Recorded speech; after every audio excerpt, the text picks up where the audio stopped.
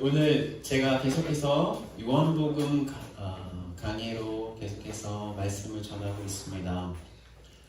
오늘 읽은 말씀 이전에 예수님께서 활동하시던 장소는 오늘 본문에 나오는 갈릴리 지방이 아니었어요. 예수님은 예루살렘 근처에서 침례 요한과 함께 계시다가 첫 번째 제자들인 빌립, 안드레, 베드로, 나다나엘을 얻으시고 3일이 지난 후에 갈릴리로 옮기셨습니다. 이제 3일, 사흘 후에, 그러니까 3일 후에라고 오늘 말씀을 시작하고 있죠. 그때 예수님은 유다 지방에서 얻은 당신의 제자들과 함께 예수님의 친척 중에 한 사람의 결혼식에 참석하고 계셨습니다. 그때 예수님의 어머니인 마리아도 그 결혼식을 돕고 있었습니다. 마리아가 그 결혼식을 돕고 있었기 때문에 그 결혼식에 포도주가 떨어진 것을 발견했던 것입니다. 그런데 그 당시에 결혼식을 할 때 음식이 모자라는 상황은 그 결혼식을 초청한 사람에게 정말로 큰 불명예가 되는 상황이었습니다. 만약에 그 불명예스러운 상황이 심각해지면 그 당시 풍습으로는 법적인 문제가 되는 그렇게 아주 심각한 상황이었다고 합니다. 그래서 결혼식을 돕고 있었던 마리아는 친척이었던 신랑 측이 어려움에 빠지지 않기 위해서 다급하게 자신의 아들인 예수님께 그 상황을 이야기했습니다. 왜 이야기했을까요? 왜냐하면 마리아는 자신의 아들 예수에게는 그런 다급한 상황을 해결할 수 있는 능력이 있다고 믿었기 때문입니다. 그런데 그렇게 예수님의 어머니에게 그렇게 다급한 상황에 대해서 들은 예수님은 그 예수님의 그 반응이 마리아의 기대 또 우리의 기대와는 완전히 다른 반응을 하셨어요. 그죠? 3, 4절 우리 함께 읽겠습니다. 시작! 포도주가 떨어진지라 예수의 어머니가 예수에게 이르되 저들에게 포도주가 없다 하니 예수께서 이르시되 여자여 나와 무슨 상관이 있나이까 내 때가 아직 이르지 아니하였나이다. 그러니까 예수님은 당신의 친척이 정말로 불명예를 뒤집어 쓸 수 있는 상황이 다급하게 이렇게 펼쳐지고 있는데 당신은 외면하시겠다고 당신의 어머니 마리아에게 말씀하셨던 것입니다. 그리고 요즘 이상해요. 예수님은 당신의 어머니를 어머니라고 부르시지도 않으시고 어떻게 불렀어요? 여자여 라고 부르셨습니다. 그것은 마치 예수님께서 당신의 육신의 어머니를 어머니라고 인정하시지 않으시고 완전히 가족이 아닌 사람처럼 부르시고 계시는 것처럼 보입니다. 물론 다른 번역본에서는 여자여라는 말씀을 woman dear, 즉 친애하는 여인이시여 아니면 man 이렇게 번역하는 번역본도 있습니다. 그렇지만 예수님은 당신의 육신의 어머니와 본문에서 보면은 확실히 선을 긋고 계시는 것을 우리는 알 수 있습니다. 예수님께서는 여인이여라고 이렇게 부르시는 것이 마치 예수님은 당신의 어머니를 가족의 한 분이 아닌 어머니가 아닌 다른 여인처럼 부르는 것처럼 이렇게 밝히고 있다는 것입니다. 그런데 더 이상한 것은 예수님께서 자신을 어머니라고 부르지도 않고 여인이라고 부르는 것을 들은 예수님의 그 어머니인 마리아의 반응도 이상합니다. 보통의 어머니였다면 자기 아들이 어머니인 자신을 보고 여자예요 이렇게 부른다면 여러분 어떻게 생각하십니까? 아니니까 시우가 주연 집사님한테 여인이요 이렇게 얘기하면 여자예요 이렇게 얘기하면 좀 이상하지 않습니까? 우리 아들 좀 이상한 거 아니야? 얘 지금 엄마 보고 뭐라고 부르겠어? 뭐 어째? 나보고 얘가 여인이라고 부르네? 그리고 보통 이렇게 나무라는 것이 보통의 상황입니다. 그렇죠? 그런데 마리아는 그런 반응을 하지 않고 있습니다. 마리아는 그냥 그 집에서 일하는 하인들에게 예수님께서 무슨 말씀을 하더라도 그대로 따르라고 그냥 그렇게 얘기했을 뿐입니다. 예수님은 그 아인들에게 정결 예식에 쓰이는 항아리들에 물로 가득 채워서 연회장에 갖다 주라고 말씀하셨습니다. 하인들은 예수님이 시키신 그대로 그 항아리들에 물을 가득 채워서 연회장에게 갖다 주었습니다. 물론 하인들도요, 자신들이 하는 일이 이상한 일이었음을 알았을 것입니다. 그게 좀 이상한 일입니다. 왜냐하면 그 항아리들 있잖아요. 그 항아리들은 유대인들이 연회를 시작하기 전에 손과 발을 씻기 위해서 마련된 항아리였습니다. 그런데 지금 어때요? 연회가 진행되고 있는 상황에서 그 돌 항아리들을 무작정 연회장에게 갖다 준다면 정말로 이상한 일이 아니겠습니까? 그렇게 돌 항아리를 그 연회장에게 가져다 주는 일이 이상한 일이라는 것을 알면서도 그 하인들은 그 주인집의 친척인 마리아가 하는 말, 즉 예수님께서 하라는 대로 순종해서 연회장에게 그 돌 항아리를 가져다 준 것입니다. 그런데 손과 발을 씻기 위한 그 돌 항아리를 그 연회장에게 갖다 준 일이 이상하지 않게 되는 일이 발생된 것입니다. 어떤 일이 발생됐습니까? 그것은 돌 항아리에 담긴 것이 맹물이 아니라 포도주로 변했다는 것입니다. 그 연회장은 그 돌 항아리에 담긴 물이 포도주가 된 것을 맛보고 그 맛이 정말로 기가 막히게 좋아서 그 신랑을 불러서 하는 말이, 사람들이 먼저 좋은 포도주를 내놓고 나중에 사람들이 취하면 좋지 못한 것을 내주는데 당신은 지금까지 좋은 포도주를 남겨두었다고 이야기했습니다. 이 표적을 제자들은 모두 다 보았습니다. 그 표적을 본 예수님의 제자들은 예수님이 정말로 하나님의 아들이시구나, 메시아시구나, 그리스도시구나 하고 믿었다고 본문은 말씀하고 있습니다. 다시 말씀드리자면 오늘 본문에서 예수님께서 물로 포도주를 만드시는데 처음에는 거절하시는 것처럼 말씀하고 있습니다. 이 거절하시는 이유가 나와요? 이 거절하시는 이유가 무엇입니까? 당신의 때가 이르지 않았기 때문이라고 말씀하고 있습니다. 그런데 예수님께서 이렇게 처음에는 거절하셨지만 결국은 예수님은 물로 포도주를 만드셨어요.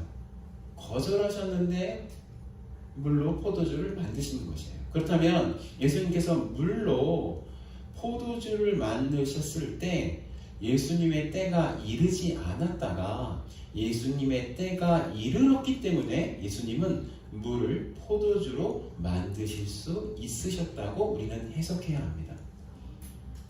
그냥 마리아가 자기 아들 예수님 보고, 아들아, 포도주로 만들 수 있는 능력이 너에게 있지 않니? 저기 너희 친척이 곤란하게 되었으니까 내 능력으로 포도주를 만들어 주렴 이라는 마리아의 요구를 예수님 당신께서 아들이시기 때문에 그냥 들어주신 것이 아니라는 것입니다. 그냥 아들이시기 때문에 그 기적을 일으키신 것이 아니라는 것입니다. 예수님께서 말씀하신 당신의 때, 예수님의 때가 이르렀기 때문에 예수님은 물을 포도주로 만드실 수 있었다는 말씀인 것입니다. 여러분, 요한복음에는요 7개의 표적이 나옵니다. 7개의 기적이 나옵니다. 여러분들, 유대인들이 7이라는 숫자 너무나 좋아하죠? 왜 좋아합니까? 완전수이기 때문에 좋아하는 거예요. 그런데 그 첫 번째 기적이 뭐예요? 포도주를 만드는 기적이었습니다. 그러니까 주님의 때가 이르렀기 때문에 이 첫 번째 기적인 물로 포도주를 만드는 기적을 할 수 있으셨다는 것입니다. 그렇다면 예수님의 때가 이르렀다는 것에 의미가 무엇일까요? 도대체 무슨 뜻이 있길래 예수님의 때가 이르렀다고 말씀하는 것일까요? 그러니까 예수님께서 당신의 때가 이르지 않았다고 하셔서 그 기적을 일으키는 것을 거절하시다가 다시 기적을 일으키신 것은 사람들 중에 예수님께서 하나님의 아들이심을 믿는 믿음과 순종이 먼저 있었기 때문에 예수님께서는 당신의 때가 이르렀다고 생각하신 것입니다. 그러니까 우리가 읽은 말씀은 예수님의 때가 이르렀다는 증거, 즉 사람들에게 예수님을 믿는 믿음과 순종이 있음을 우리에게 보여주고 있다는 것입니다. 그것은 본문 속에서 마리아와 그 하인들의 믿음과 순종이 있었기 때문에 예수님의 때가 이르게 되었다는 것을 본문은 우리에게 말씀하고 있는 것입니다. 우선 마리아의 믿음과 순종에 대해서 알아보면 좋을 것 같습니다. 앞서 말씀드렸지만 예수님은 당신의 어머니를 무엇이라고 불렀어요? 누구라고 불렀어요? 여자여 라고 불렀습니다. 왜 예수님은 당신의 어머니를 여자여 라고 불렀습니까? 이제 예수님은 단순히 마리아의 육신의 아들이 아니라는 것입니다. 이제 예수님은 마리아의 주인이라는 것입니다. 이제 예수님은 마리아의 하나님이시라는 것입니다. 그 예수님께서 여자여라고 부르시는 그 의도에는 이 뜻이 숨어 있는 것입니다. 여러분, 예수님의 육신의 어머니인 마리아도 죄인입니다. 우리와 똑같은 사람입니다. 마리아도 구원해 주실 주님이 반드시 필요한 죄인입니다.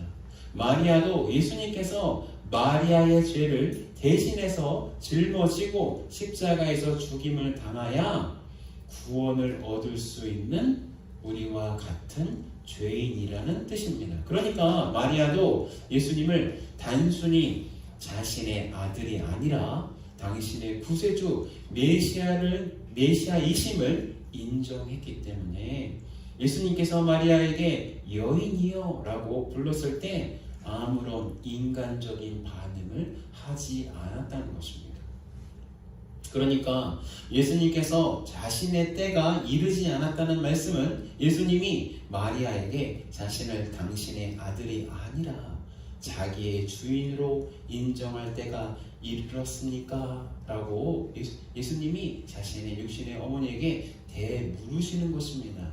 그러니까 예수님은 마리아에게 당신은 이제 나를 당신의 아들이 아니라 당신의 구세주로 인정할 수 있겠습니까? 라고 물으셨다는 것입니다. 여자여, 이렇게 부르는 이 말씀, 당신의 나의 때가 이르지 않았습니다 라는 이 말씀 속에 그것이 이 질문이 숨겨져 있는 것입니다. 그 물음에 마리아는 자신의 육신의 아들에게 하지 않는 그런 반응, 얘가 왜 이래? 엄마를 여자라고 부르네? 라는 그 반응을 하지 않음으로 대답을 한 것입니다. 마리아는 또한 하인들에게 무슨 일이든지 예수님께서 하라고 하면 그대로 순종할 것을 명령하는 것으로 그 대답을 대신한 것입니다. 그래서 예수님께서 마리아의 믿음과 순종이 있는 것을 보셨기 때문에 당신의 때가 이르렀다고 판단하셔서 오늘 물로 포도주로 만든 표적을 행하실 수 있었던 것입니다. 또한 하인들의 순종이 있었기 때문에 예수님은 당신의 때가 이르렀다고 판단하신 것입니다. 앞서도 말씀드렸지만 그 하인들이 정결 예식에 쓰이는 돌 항아리에 물을 채우고 연회장에게 갖다 줄 때 정말로 이상하다고 생각했을 것입니다. 여러분 그렇지 않습니까? 그 항아리들은 연회가 시작할 때 쓰는 항아리인데 그것에 물을 떠서 연회장에게 갖다 준다는 것 참으로 이상한 일인 것입니다. 그 항아리 하나에는 한 100리터의 물이 들어갈 수 있었다고 합니다. 그러니까 돌 항아리가 6개씩이나 있었으니까 물을 그 항아리에 채우는 일도 쉬운 일이 아니었고 또 그 돌 항아리니까 얼마나 무거웠습니까? 그 무거운 돌 항아리를 낑낑 메고 연회장에게 갖다 준 것이 정말로 이상한 일이지만 그 하인들은 그런 것을 따지지 않고 그 일을 그냥 수행했다는 것입니다. 그 하인들이 가지고 있는 예수님에 대한 믿음이 있었을까요? 그런 지식이 있었을까요? 예수님에 대한 지식이 없었을 거예요. 그런데 그냥 예수님께서 하시는 말씀에 순종했기 때문에 예수님은 물을 변화시켜서 포도주로 만드실 수 있게 하는 그때가 되게 했다는 것입니다. 그러니까 예수님께서 말씀하신 내 때가 되게 하셔서 본문에서 나오는 엄청난 표적을 실행할 수 있는 믿음과 순종이 있었는데 그 믿음과 순종이 누구의 것이었다고요? 마리아와 그 하인들의 것이었다는 것입니다. 여러분, 할렐루야. 오늘 말씀에는 여러분 잔치가 벌어지고 있어요. 잔치가 벌어지고 있어요. 파티가 지금 벌어지고 있습니다. 여러분, 네, 두 가지의 파티가 동시에 진행되고 있습니다. 그리고 이 두 가지의 파티는 철저히 분리되고 있습니다. 한 가지 파티가 뭐예요? 한 가지 파티는 포도주가 모자라서 전전긍긍하는 파티입니다. 그리고 사람들이 흥청망청 이제 포도주를 마시고 즐겁게 노는 그런 파티가 하나 진행되고 있는 것입니다. 그런데 한 가지 파티는 무엇입니까? 한 가지 파티는 물이 포도주가 되어서 우리가 가지고 있는 상식이나 한계를 완전히 파괴시키는 영원한 파티가 일어나고 있는 것입니다. 그런데 이 파티 속에서 참여하는 사람들이 철저하게 분리되고 있습니다. 그냥 원래 결혼식에 참여해서 포도주를 먹고 취한 사람들은 그저 어떤 포도주가 생겨서 그저 자신들이 진행하고 있는 그 잔치를 계속해서 이어가고 있을 뿐이고 또 그들에게 어떤 포도주가 생겨서 기분이 좋을 뿐입니다. 그냥 이것은 어떤 것을 이야기해요? 세상의 삶. 세상 속에서 예수님 없이도 그냥 즐겁게 살아가는 삶 말하는 것입니다. 그런데 예수님께서는 어떠한 파티를 지금 진행하고 계십니까? 물로 포도주로 바꾼 그것을 본 사람들이 있는 그 잔치를 열고 계시는 것입니다. 그 파티는 우리 인생 이대로 끝나버리니까 그냥 오늘 먹고 마셔버리자는 그 파티가 아니라 그 파티에서 빠져나와서 예수님께서 물을 포도주로 만드신 것을 보고 예수님을 통해서 영원한 하나님의 나라의 파티를 그 잔치를 즐기고 있는 사람들이 있었다는 것입니다. 누구였습니까? 제자들이 있었고요. 또 누구 있었어요? 마리아가 있습니다. 또 누가 있었어요?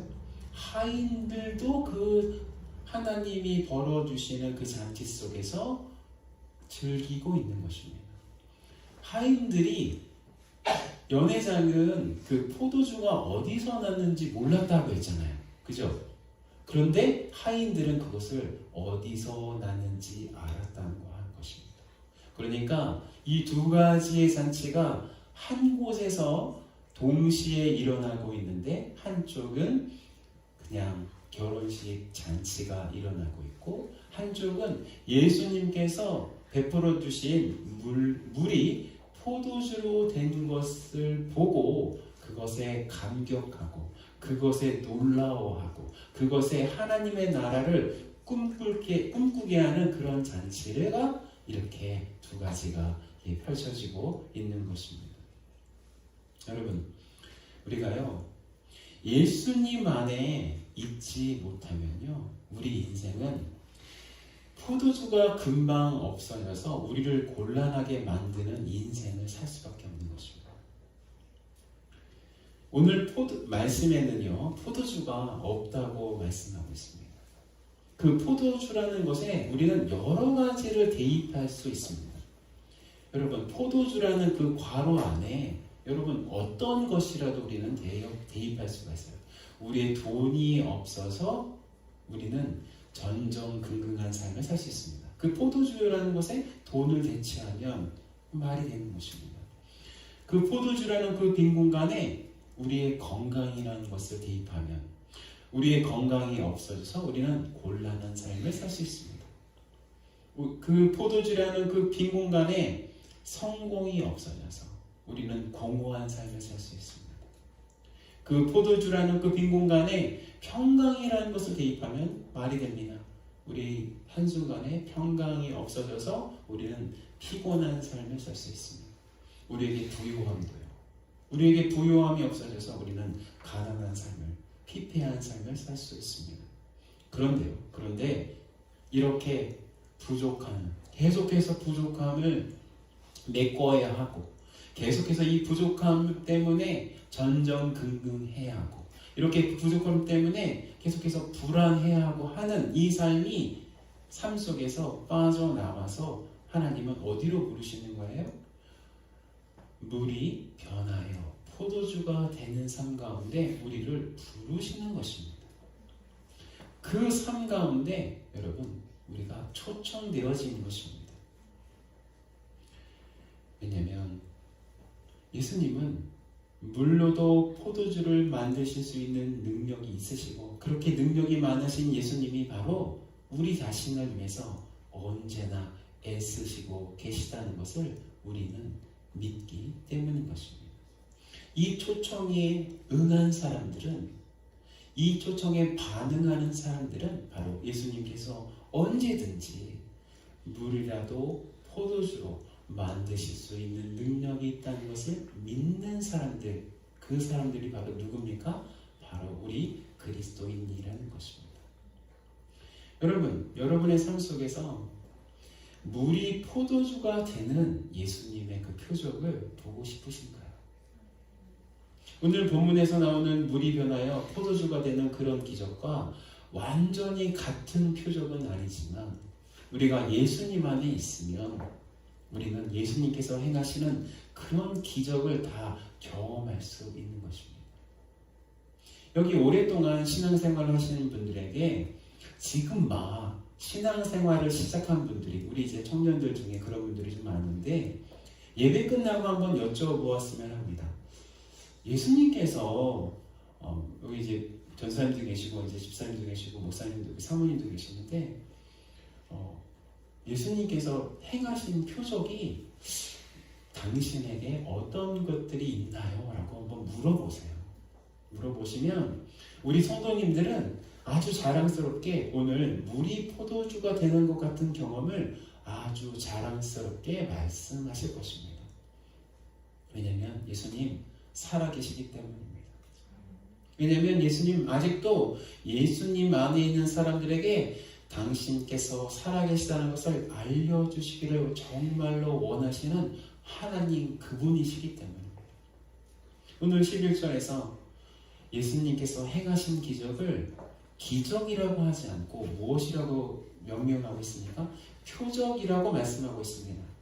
이 표적이라는 것은요 사인이라는 뜻입니다. 사인.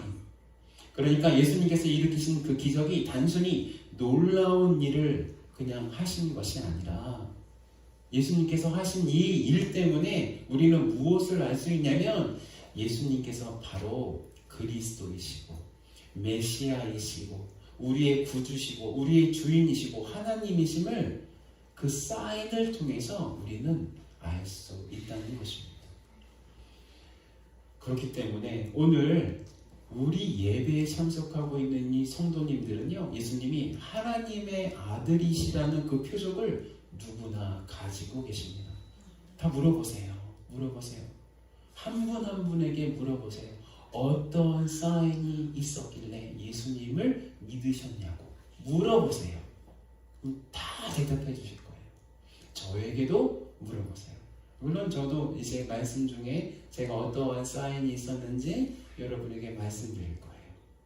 여러분, 그렇다면 어떻게 하면 예수님께서 주시는 이 사인, 이 표적을 우리는 경험할 수 있을까요?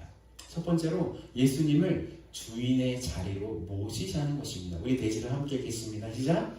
예수님을 주인의 자리로 모시자. 오늘 본문을 보니까 마리아가 자신의 아들 예수를 자신의 주인으로 믿고 순종했기 때문에 예수님은 표적을 행하실 수 있습니다.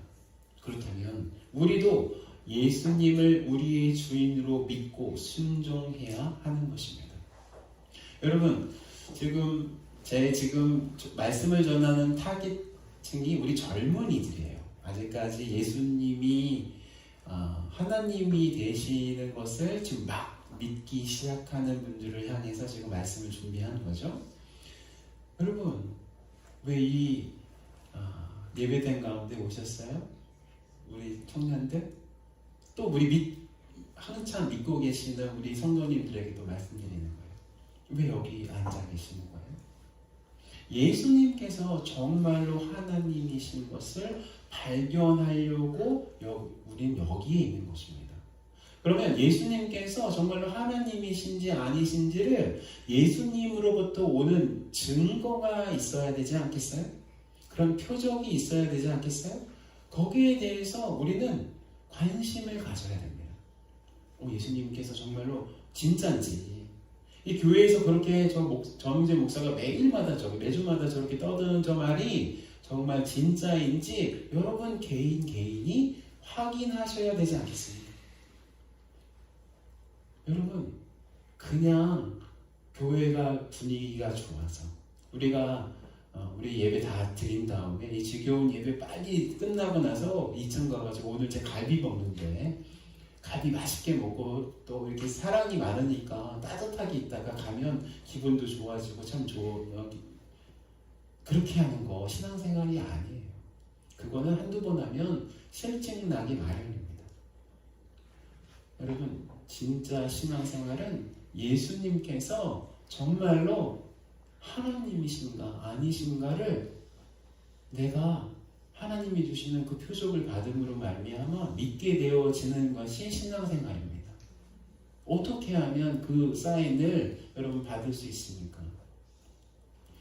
우리가 주도하고 있는 내 인생의 주도권을 좀 내려놓을 필요가 있는 것이에요.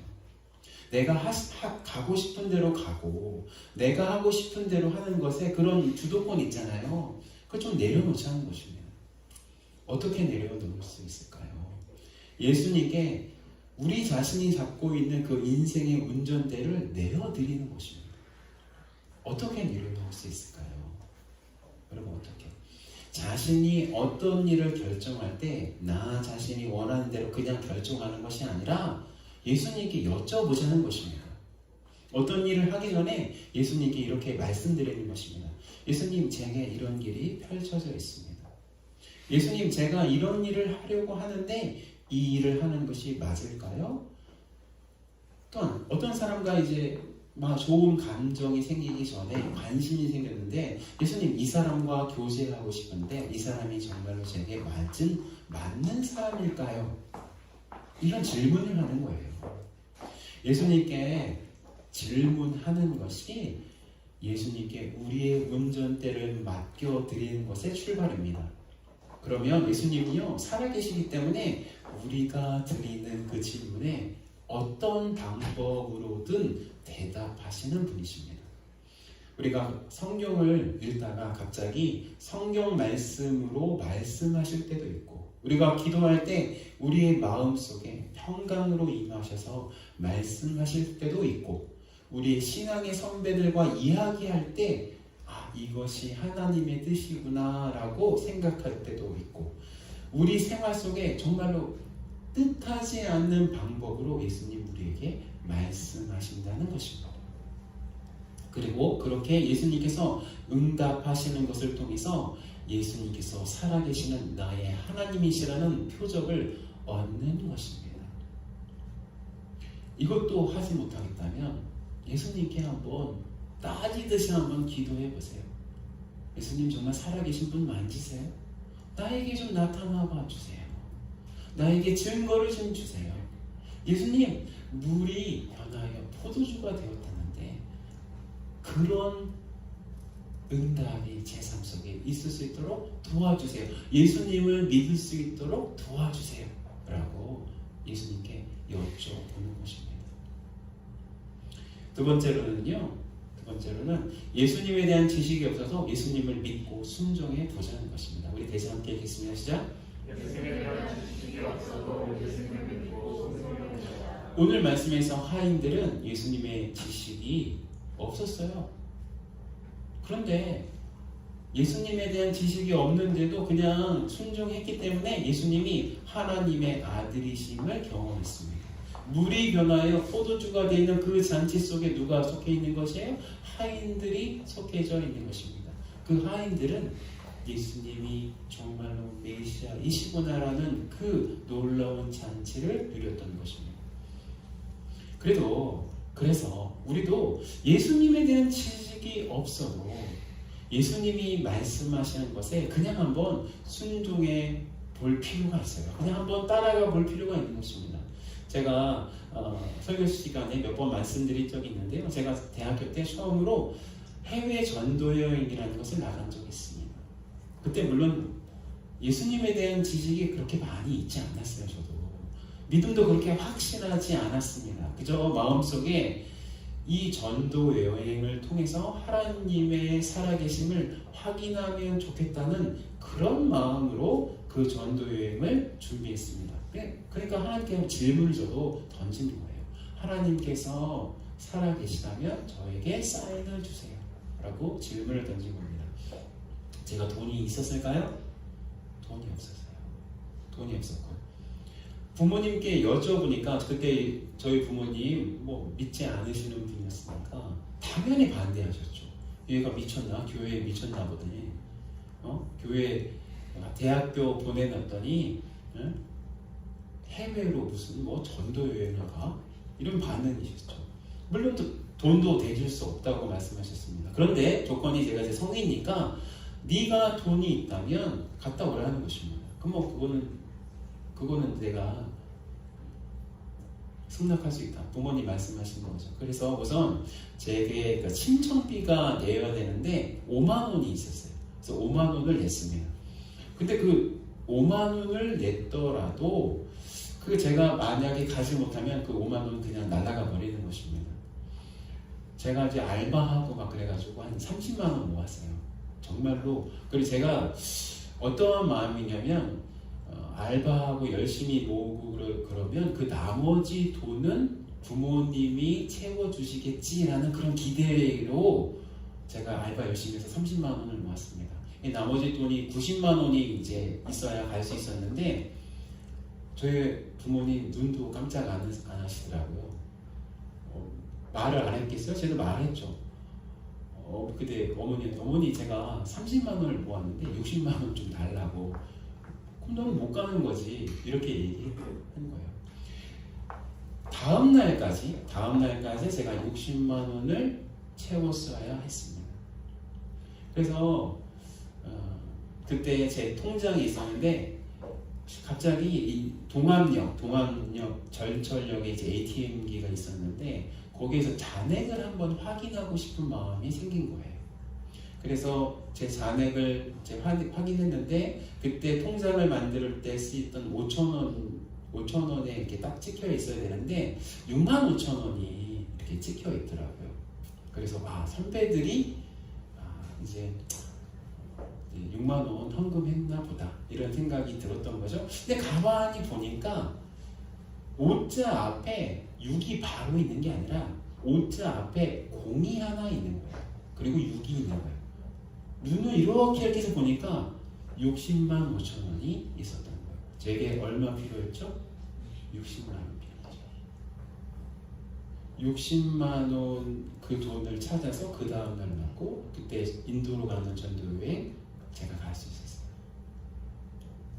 그때 겨울이었는데 마치 하나님께서 이렇게 저를 보시면서 봤지? 응재야, 나 살아있어. 살아있어. 나 너에게 물로 포도주가 되는 그런 경험을 하게 하는 살아있는 하나님이야 라고 말씀하시는 것 같아요. 저만 이런 경험한 거 아니에요. 여기 앉아 계시는 나이가 좀 있으시는 우리 성도님들은요, 이런 경험 다 하셨어요. 왜냐고요? 하나님 살아계시니까요. 살아계시니까. 여러분, 그래서 제가 예수님에 대한 지식이 그렇게 있어서 그냥 도전했던 것이 아니라, 예수님에 대한 믿음이 있어서 그렇게 도전했던 것이 아니라 그냥 무작정 하나님을 경험하고 싶어서 경험했을 때 저에게 그렇게 역사하셨던 것처럼 우리가 하나님에 대해서 여러분 믿고 그냥 지식이 별로 없어도 순종할 때 하나님이 살아계신다는 것을 우리는 경험할 수가 있는 것입니다. 우리 좀 그거에 대해서 한번 동영상을 한번 말씀드리겠습니다. 좀 불 좀 꺼주세요.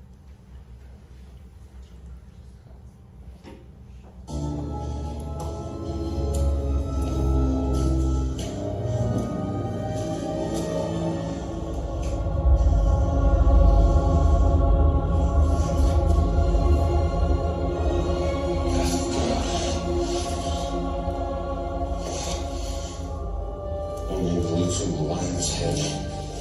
You prove his worth. Possible. But we can jump this. Indy must hurry! Come quickly!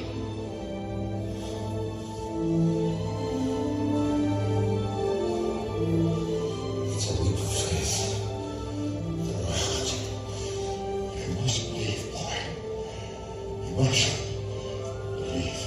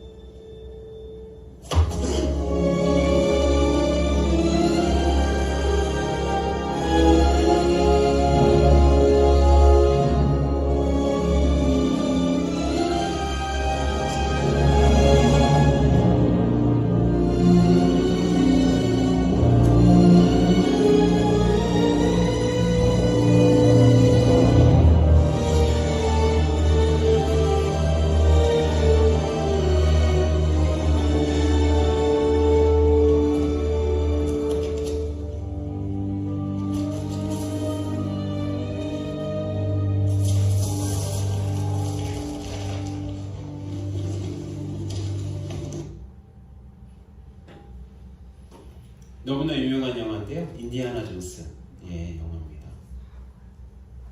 우리 이 영화 속에서 우리가 보다시피 여기 인디아나 존스가 그 계곡을 건너려고 했을 때 발을 내딛지 않았으면 그 숨겨져 있는 다리를 경험하지 못했을 거예요. 여러분, 예수님은 저렇게 숨겨져 있는 다리와 같은 존재입니다. 예수님을 경험하려고 하면 먼저 순종해야 되는 거예요. 한번 그 순종하려고 하는데 뭐 용기가 나지 않는다면 여러분, 그 용기까지 달라고 하나님께 기도할 필요가 있어요. 그럴 때 여러분, 우리는 하나님을 경험하는 것입니다.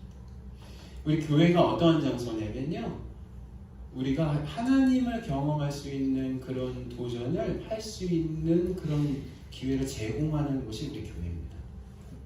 그래서 머지않아 우리는 선교를 떠날 거예요. 언제인지 모르죠. 이 코비드 상황이 조금 가라앉으면 하죠. 그때 여러분 함께 가면 좋을 것 같아요. 믿음이 없어도 가면 좋겠다. 우리 재건이가 있는데, 재건이가 함께 호피 선교를 같이 갔었거든요. 저번 교회에 있을 때 근데 재건이가 저에게 얘기했어요. 자기는 하나님을 믿지 않는다고. 예수님을 못 믿겠다고. 근데도 선교여행을 따라갔어요. 왜요? 재건이 안에 하나님을 만나고 싶어하는 마음이 있었다는 거죠. 선교여행 속에서 재건이가 우리에게 얘기해 준 것이 있는데 하나님에 대해서 조금 뭔가가 생긴 것 같다. 그 얘기를 했어요. 그래가지고 저기 앉아 있는 거예요. 여러분, 하나님에 대해서 지식이 없더라도 하나님께 순종할 수 있고 하나님을 경험할 수가 있는 것입니다. 그런 하나님을 경험하고 하나님에 대한 예수님에 대한 사인을 얻는 그런 은혜가 우리 둘러싼 한인 침례교회에게 교인들에게 있기를 예수 그리스도의 이름으로 축원합니다. 아멘.